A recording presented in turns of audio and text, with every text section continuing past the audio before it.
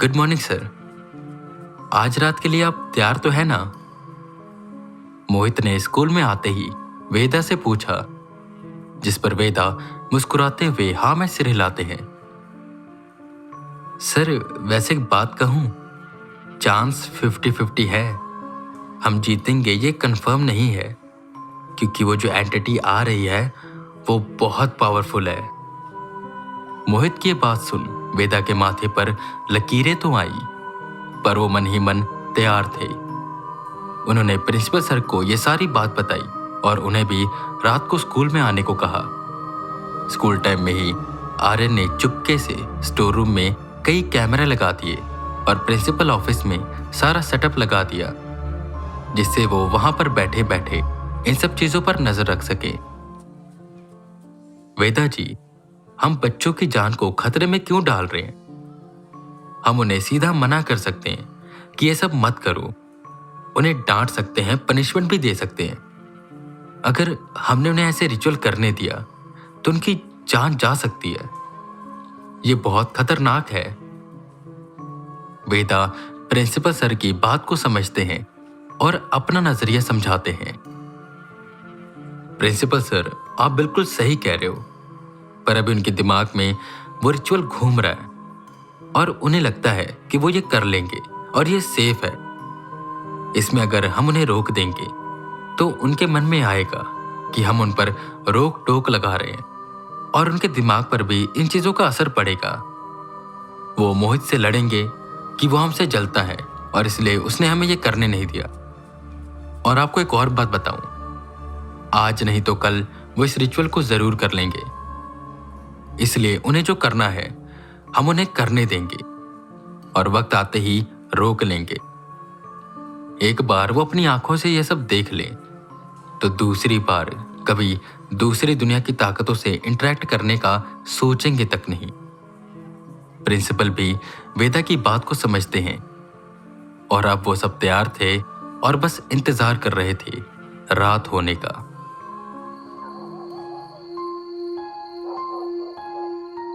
रात हो गई। प्रिंसिपल सर, आर्यन, वेदा और मोहित स्कूल में आ चुके थे और प्रिंसिपल ऑफिस में बैठे हुए थे। वो दोनों कब तक आएंगे? आर्यन ने पूछा, जिस पर मोहित बताता है, हम तीनों ने प्लान किया है 11:30 यहां पर मिलने का। वो 11:30 बजे तक आ जाएंगे। वेदा और आर्यन आसपास की चीजों को देख रहे थे। आज नेगेटिव पावर बहुत ज्यादा लग रही थी और वेदा को ऐसा लग रहा था कि कुछ आ रहा है। आर्यन, जानते हो, एक ऐसी एंटिटी है जो बहुत पावरफुल है और वो हमेशा चलती रहती है। वो कभी रुकती नहीं है। जिस रास्ते से वो जाएगी, अगर उस रास्ते में कोई भी आ जाए, खासकर रात के समय, तो उसे मार देगी। आर्यन और बाकी ये सब सुनकर बिल्कुल हैरान हो गए। सर, ऐसी कौन सी एंटिटी है वो? उसका नाम क्या है? मैंने तो आज तक नहीं सुना। आर्यन ने पूछा, जिस पर वेदा बताते हैं, आर्यन, हम उसका नाम नहीं ले सकते और सच में मैं कोई मजाक नहीं कर रहा हूं। हम उसका नाम नहीं ले सकते, ना उसके बारे में बात कर सकते हैं ज्यादा, क्योंकि कहा जाता है कि उसका नाम भी एक श्राप है। मैंने मेरे गुरुजी से सुना था, पर इसमें कितनी सच्चाई है मैं ये नहीं जानता। पता नहीं क्यों, पर आज जो ये एंटिटी आ रही है मुझे उसकी याद दिला रही है। एक रफ्तार में एक दिशा की ओर वो आती जा रही है और मुझे लगता है कि उसके रास्ते में ही ये स्टोर रूम पड़ता है। बाकी देखो क्या होता है। मोहित बस चुपचाप खड़ा ये सब सुन रहा था। खैर, धीरे धीरे वक्त बीतता गया और 11:20 हो गए। मोहित स्कूल के गेट के सामने पहुंच गया, जहां थोड़ी देर बाद मानसी और भानुज आ गए।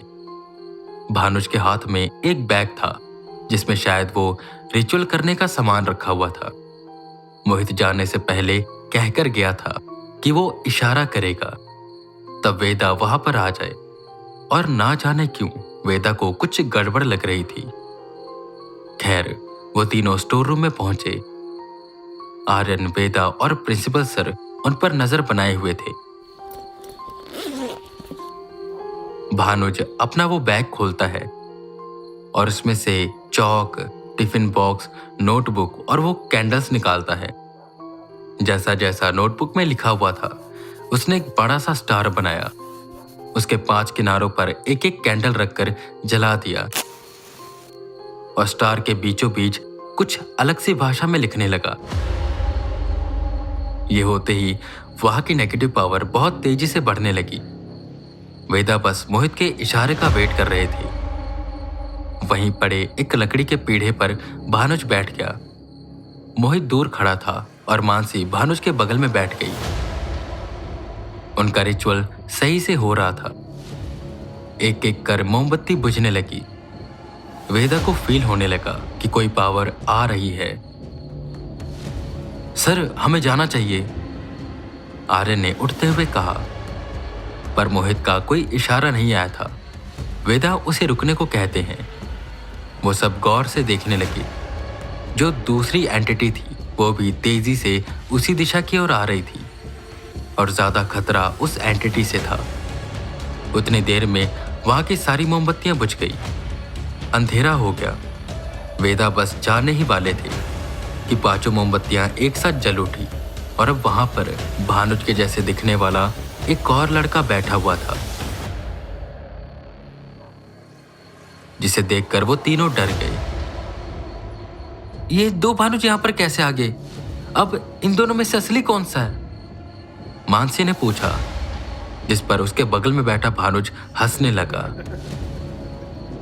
और वो हंसते हंसते बोला, मैं हूं असली भानुज और ये वो है जो मेरी उस विश को पूरा करेगा। सॉरी मानसी, पर यह ताकत बस एक को ही मिल सकती है और ये ताकत मैं लूंगा। पर तुम चिंता मत करो, मैं तुम्हें सब बता दिया करूंगा। मानसी को यह सुनकर काफी बुरा लगा। उसे ऐसा लगने लगा कि जैसे उसके साथ कोई धोखा हो गया। वो जो दूसरा भानुज आया था, उसके चेहरे पर एक लंबी सी मुस्कान आती है। वो कहता है, क्या चाहिए तुम्हें, जल्दी बताओ। इतनी देर में मोहित ने इशारा कर दिया। वेदा आर्यन को वहीं रुकने का कहकर खुद स्टोर रूम की ओर भागे। जैसे ही वो स्टोर रूम के सामने पहुंचे कि तेज चमकती हुई कोई चीज स्टोर रूम की ओर आने लगी। वो आ गई। इतना सोच उनका दिल धक्के से होकर रह गया। वो स्टोर रूम में भाग कर गए तो वहां पर वो दूसरी एंटिटी भी आ गई थी, जिसके रास्ते में शायद वो स्टोर रूम आ गया था। उसने आते ही वो जो दूसरा भानुज था उसका गला काट दिया। वो एक 7 फुट लंबी छवि थी जो चमक रही थी।